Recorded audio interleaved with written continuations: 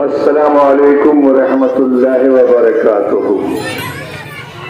चंदा मांगने के लिए नहीं खड़ा हुआ, अल्हम्दुलिल्लाह सलाम करता हूँ, जवाब दे दे। अस्सलामु अलैकुम वरहमतुल्लाहि वबरकातुहू।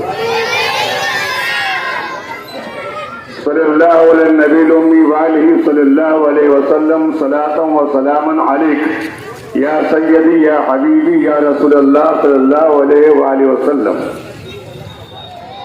मैं मांगता हूँ तो अपने रब से, उसके हबीब से और हबीब के हबीबों से, तुमसे नहीं मांगूंगा, फिक्र मत करना। सदका रसूल पाक का झोली में डाल दो, हम कादरी फकीर हैं या गौस अल मदद। आज ये जलसा नहीं है, ये एक हंगामी मीटिंग है। आपकी राय जानना चाहते हैं हम कि आप अपने दिल में किसे बसाए हुए हैं, यही जानने के लिए ये मीटिंग रखी गई है। जलसे की नवैयत और होती है, जलसे में मेरा अंदाज और होता है। ये मीटिंग है, आज सिर्फ कुछ बातें आपको बताना है, अब बता के अपनी जगह बैठ जाना है। आज मुफ्ती मोहम्मद इस्माइल साहब कासमी जो पतंग का निशान लेकर खड़े हुए हैं, ये मुफ्ती साहब, हमसे कहा गया वक्त का ख्याल रखें। अरे वक्त तो हम खुद हैं प्यारे, हम हैं तो वक्त है, हम नहीं तो वक्त भी नहीं। ख्याल रखना इस बात का, हम हैं तो वक्त है। आज मालेगांव की धरती पर जितने सियासी पार्टी हैं, जितने सियासी लोग हैं, सियासी स्टेज पर बैठकर खिताब करने वाले लोग हैं, उनके बदन में, उनके जहन में, उनके दिमाग में सिर्फ सूफी अनीस अहमद कादरी छाया हुआ है। ये एक सही बात है। कुछ बुरा कह रहे हैं, कुछ गालियां दे रहे हैं, कुछ अच्छा कह रहे हैं, कुछ पसीना पूछ रहे हैं। मेरे नाम का चर्चा शायद हर गली, हर चौराहे, हर मोहल्ले में हो रहा है। बंद करो मेरा चर्चा। जितना तो मुझे गालियां देने में अपने वक्त को जाया कर रहे हो, उतना तस्बीह लेकर अल्लाह के नाम का जिक्र करो, सवाब भी ले जाओ। ये इलेक्शन है, चंद दिन का है, आज है कल खत्म हो जाएगा। ये माइक वाले से गुजारिश है कि आवाज ये स्पीकर पकड़ रहा है, ये गला खींच रहा है। हमें अभी बहुत से प्रोग्राम में बोलना है, बेहतर है थोड़ा सा इसको ख्याल रखे, क्या सद करना है कर दें।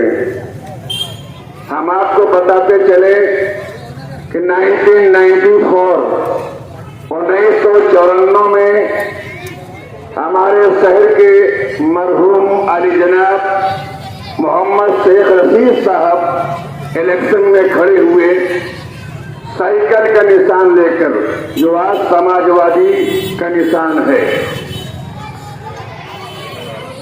इन्होंने इलेक्शन लड़े और इलेक्शन हार गए। फिर 1999 में इलेक्शन हुआ, आप जीत गए। 2004 में फिर आप इलेक्शन जीत गए। 10 साल आप एमएलए रहे। आज कहा जाता है मुफ्ती इस्माइल ने क्या किया। मुफ्ती इस्माइल 5 साल थे, 5 साल आपने नहीं चुन के दिया तो घर बैठे रहे। ऐसा नहीं है, आवाज उठाते रहे। फिर 5 साल आए, मगर आप 10 साल मुकम्मल हुकूमत के अंदर रहे। तीसरी बार अगर आप जीत जाते तो मंत्री बन जाते। मैं खुदा को कुछ और मंजूर था, तीसरी बार आप नहीं जीते। 10 साल में आपने शहर को क्या दिया, हम आपसे नहीं पूछ सकते, क्योंकि आप अल्लाह के हुक्म से, अल्लाह की मर्जी से आप कब्र में आराम फरमा रहे हैं। आप दुनिया से जा चुके हैं। बड़े एहतराम से हम आपकी बात कर रहे हैं, क्योंकि हम मरे हुए इंसान के खिलाफ बात करना पसंद नहीं करते।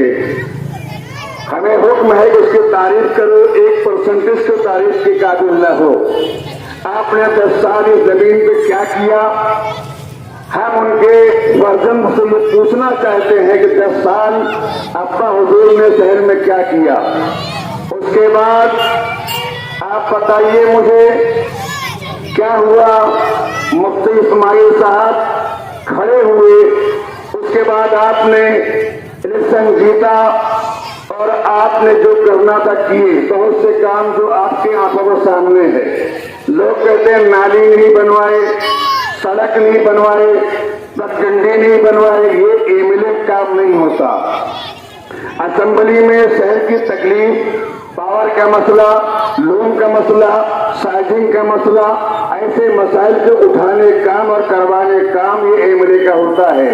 रोड, गटर, नाली, नाला ये म्युनिसिपल नगर महापालिका के जो मेयर और बल्दिया होते हैं उनका काम होता है। 5 साल मुफ्ती साहब थे, फिर 5 साल के बाद 14 में कौन आया? आली जनाब मोहम्मद शेख रशीद साहब के फर्जंद मोहम्मद शेख आसिफ साहब की बिना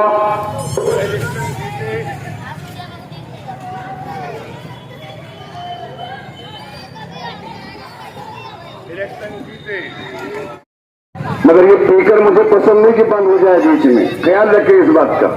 आवाज थोड़ी बढ़ाएं, थोड़ी आवाज बढ़ाएं। जहन से बातें हटती है। कोई किताब मेरे पास, थोड़ी आवाज थोड़ी बढ़ाएं। अब ये 2014 में मोहम्मद शेख आसिफ साहब इलेक्शन में जीते, 5 साल रहे। उन्होंने ये कहा और कहते फिर रहे हैं कि मुफ्ती साहब ने क्या किया। मुफ्ती साहब 5 साल, फिर 5 साल बीच में पर्दे से पीछे, फिर 5 साल पर्दे पे, मगर आप 15 साल, आपके अब्बा हुजूर 10 साल, आप 5 साल। 2019 में इलेक्शन हुआ। मैं मुफ्ती साहब के स्टेज से ये कहा था कि इंशाअल्लाह आप असेंबली पहुंचेंगे और सूफी मिल्लत मेरे बड़े भाई सूफी रसूल साहब किबला भी साथ में थे। और मालेगांव के लोगों ने देखा कि मुफ्ती साहब जीत कर आए और 2024 तक एमएलए आप सब देख रहे हैं। और 10 साल मुफ्ती साहब, 5 साल थे, 5 नहीं फिर 5 साल, ये 15 साल इनके घर के लोगों ने हुकूमत की है। क्या दिया मालेगांव? जो ज्यादा दिन रहता है सवाल ज्यादा उससे करना चाहिए, जो कम दिन रहता है उसे सवाल कम करना चाहिए। पर आज ज्यादा दिन हुकूमत करने वाले कम दिन वालों से हिसाब मांगते हैं। और दूसरी बात, म्युनिसिपल नगर महापालिका में 2 मरतबा हमारी बहन शेख आसिफ साहब की वालिदा, मेरे भाई शेख रशीद साहब की जौजा 2 मरतबा मेयर रह चुकी हैं। 2 मरतबा, 1 मरतबा शेख रशीद साहब भी मेयर रह चुके हैं। बंद कर तेरे स्पीकर को, खामोश रह। पहले बात सुन दे, मेरी बात सुन दे भाई, मेरी बात सुन दे। गार्डन में उस दिन मीटिंग थी, स्पीकर लगाए तो लोगों ने, वहां भी आवाज बराबर नहीं चली। पूरी कैसेट खराब चल रही है। मुझे बोलने दो, आप लोग समझार मत करो। बने तो बने, ना तो नहीं सही। मेरी आवाज वहां तक पहुंच रही, अल्हम्दुलिल्लाह।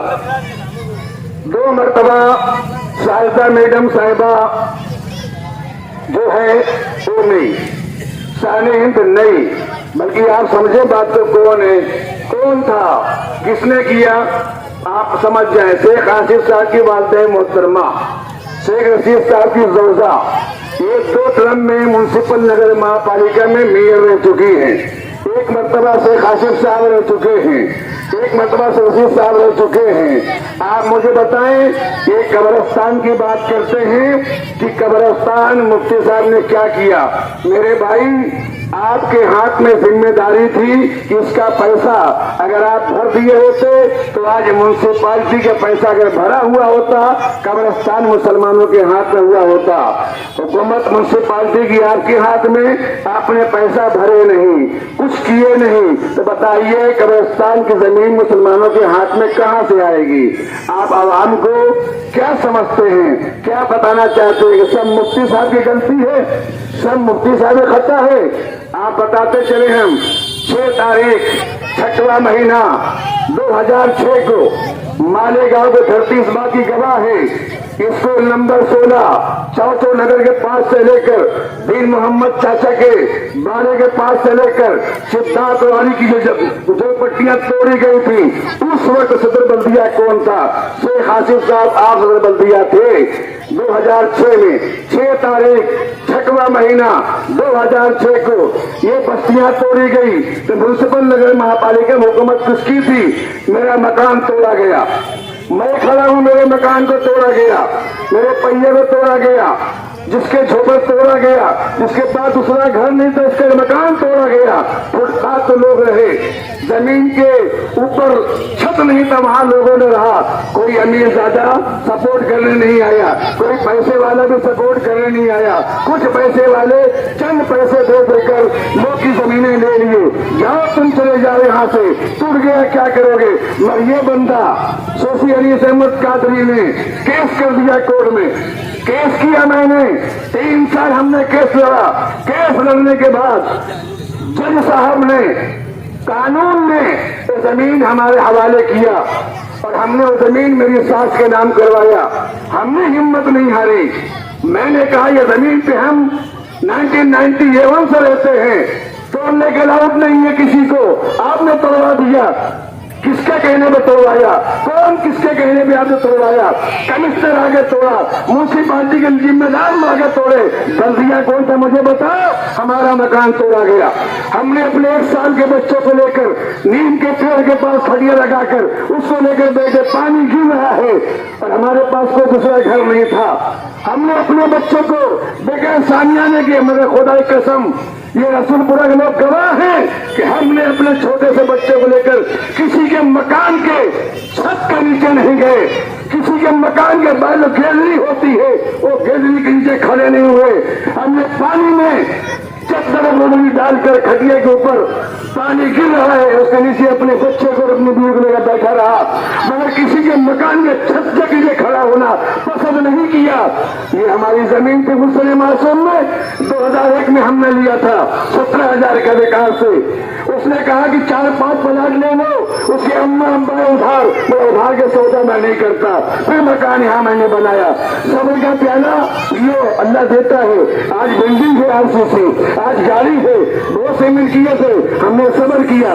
मैं बोलना चाहता हूँ कि चौथो नगर सिद्धार्थवाड़ी 16 वर्षों के बाद जो मकान टूटे हैं, किसके दौर में टूटा है? आज मगर के आंसू बहाते हो, कहते हो नहीं हम बहुत साफ हैं। भाई हमको सब समझता है, थोड़ी देर बातें हटता हूँ। आज आप समझे, एक तरफ मुफ्ती साहब है, एक तरफ शेख आसिफ साहब हैं, 2 मिनट में समझाऊंगा ये कहाँ जाएंगे।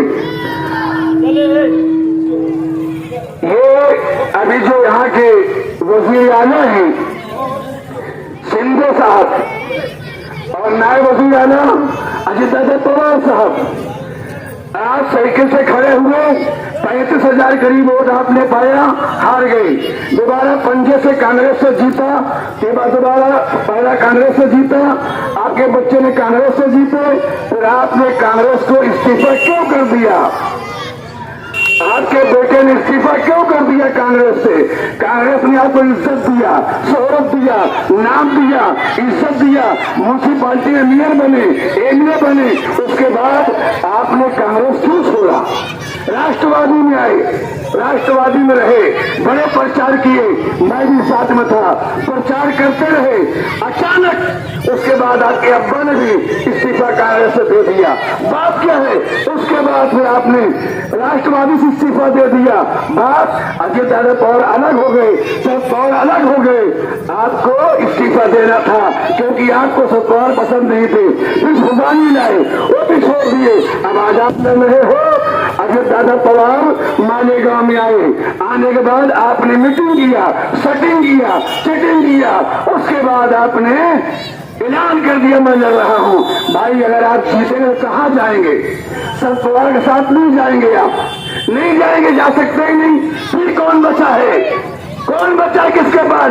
जो बंबई से आया था, कमरे में बैठाए थे, क्या मालूम क्या लेन देन हुआ। आप जीत कर आने के बाद उसी के आगोश में जाएंगे और वो बीजेपी के आगोश में बैठा है। आप अजित दादा पवार के गोद में बैठेंगे, वो बीजेपी के गोद में बैठा है। यानी इस मालेगांव के लोग यूं मुसलमानों, तुमने अगर वोट दिया और इसको चुन कर लाए तो बीजेपी को आपने वोट दिया। इतनी ही बात कहूंगा, आप बीजेपी को वोट मत दे, बीजेपी को वोट मत दे, बीजेपी के नुमाइंदों को वोट मत दे। आप मुफ्ती मोहम्मद इस्माइल साहब को वोट दे। ये सारी पतंग है, 20 तारीख को भरपूर ताकत से पतंग पर अपना मुहर लगाकर पतंग को छुटाएं। इंशाअल्लाह आप हमारी बात को समझ गए होंगे। आप पतंग को देंगे इंशाअल्लाह, देंगे इंशाअल्लाह, हाथ मांगो तो देंगे इंशाअल्लाह। अस्सलाम वालेकुम रहमतुल्लाह बरकातुहू।